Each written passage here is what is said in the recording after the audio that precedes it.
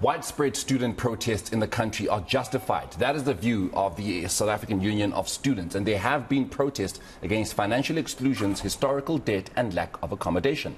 Well, let's discuss this now with the union spokesperson, Asive Dlanjwa, who joins us from Bloemfontein. Asive, thanks so much for your time and a very good morning to you. This is not the first time, this is not the second time we've seen this, the plight of students coming to the fold once again, particularly during the start of the learning year.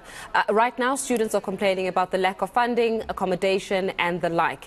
What are we doing in terms of not being able to address this matter adequately, especially coming in from the Department of Higher Education? Good morning, Sis Faith, to you and to Muran and to the rest of your viewers and listeners. I should start by taking this time to proffer our sincere condolences as a student movement on the sudden passing of Date Mahwe, the MEC of Education in the Free State.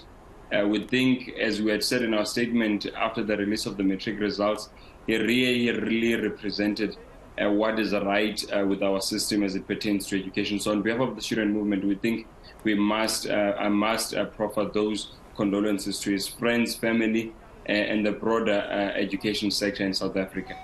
Thank you very much, Faith.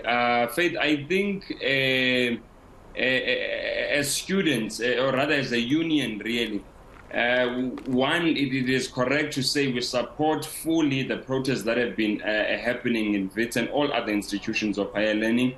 And we are also very disappointed at the department, but two, at institutions of higher learning as to how they have conducted themselves throughout. The reality of the matter is that for the majority, if not all, the things that are in the memorandum of students are things that we had met over in anticipation. We called the department, we called institutions of higher learning through USEF, and in anticipation that these things could become a thorn in the flesh.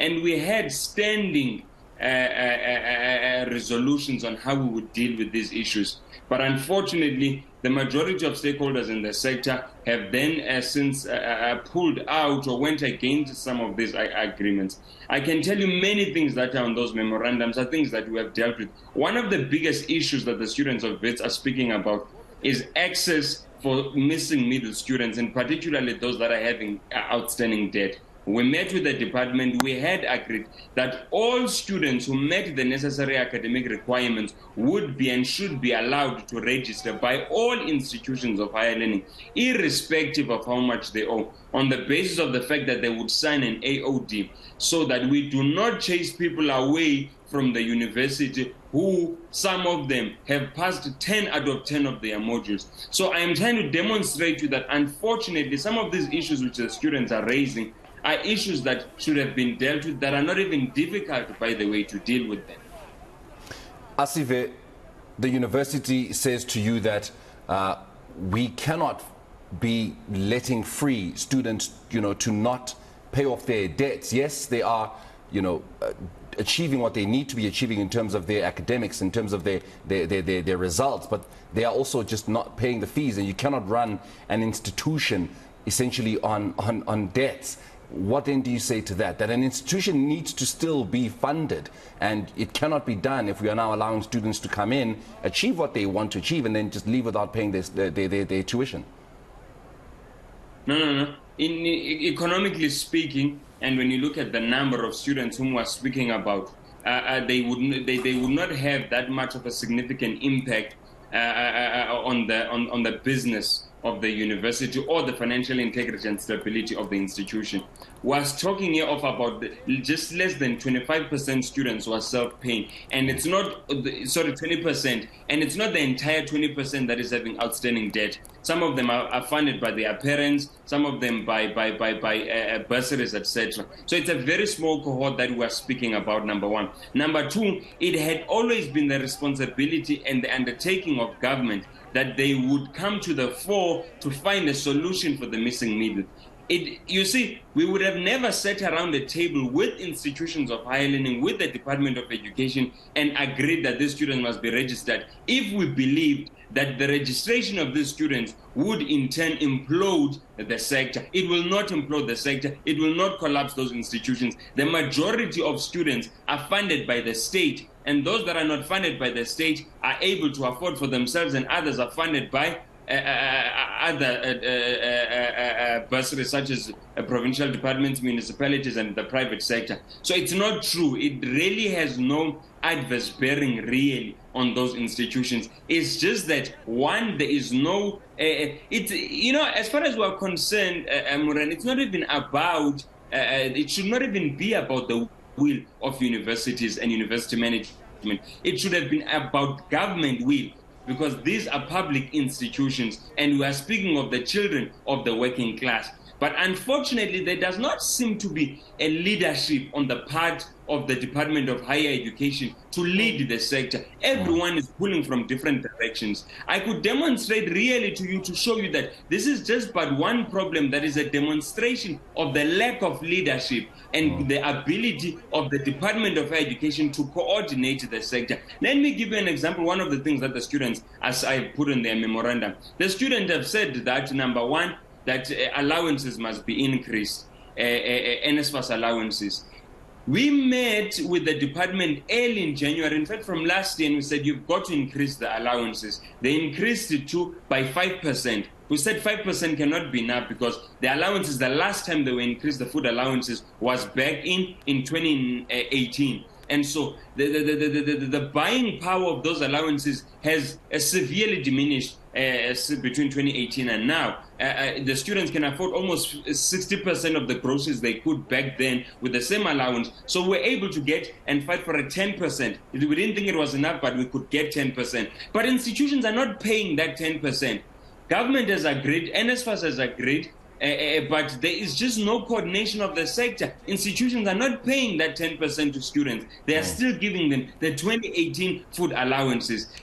Another demonstration to show you that this problem is not a WITS problem. Unfortunately, media like yourselves will be fixated with WITS, but really it's not a WITS problem. If you broaden your eyes a little bit, you'll realize it's a sector-wide issue.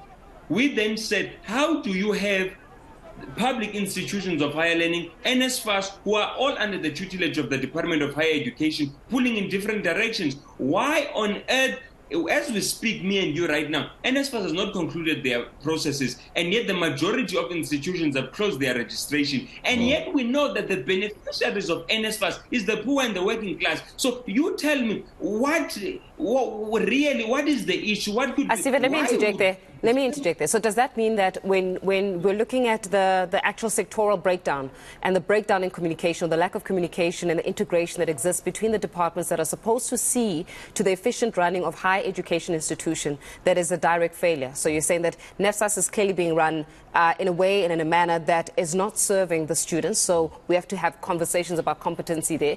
That higher education is clearly not, once again, this cannot be that's what I'm saying, it cannot be an every single year conversation, like every single year it's a surprise that students go to universities and colleges and TVET colleges. It doesn't make sense, right? Every year we know that we're going to have an influx of students, we should be able to cater for them. So does that mean that the Department of Higher Education in itself does not know what it's doing? Because somehow at the end of the road, someone has to take accountability. And in that accountability that you would say, what then does a student take accountability for as well?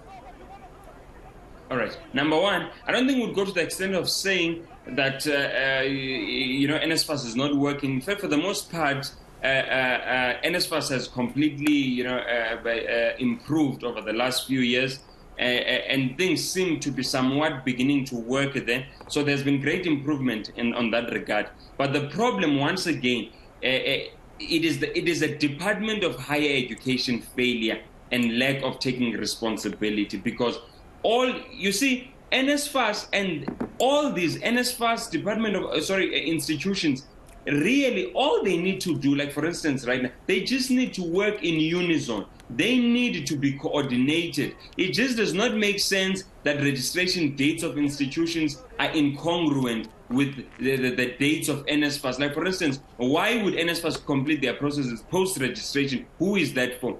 So the department really has to take responsibility. It is exactly what I am trying to tell you now, that the reason we're having these things every year is because, and the reason also they happen, they do not happen at the same time in different institutions, is because There is no ability and leadership on the part of the department to coordinate the sector, to ensure that we're dealing with. So even when we agree with the department on some of the issues, institutions choose not to do that. They do their own things. The responsibility of students is one. The first one is to flag these issues, and we flagged them last year towards the end of the year, beginning of this year, with the students, with the SRCs. We flagged these issues. We met with the department, we met with institutions, we agreed on solutions. But because of the lack of leadership of the Department of Higher Education, unfortunately, institutions of higher learning are running rogue.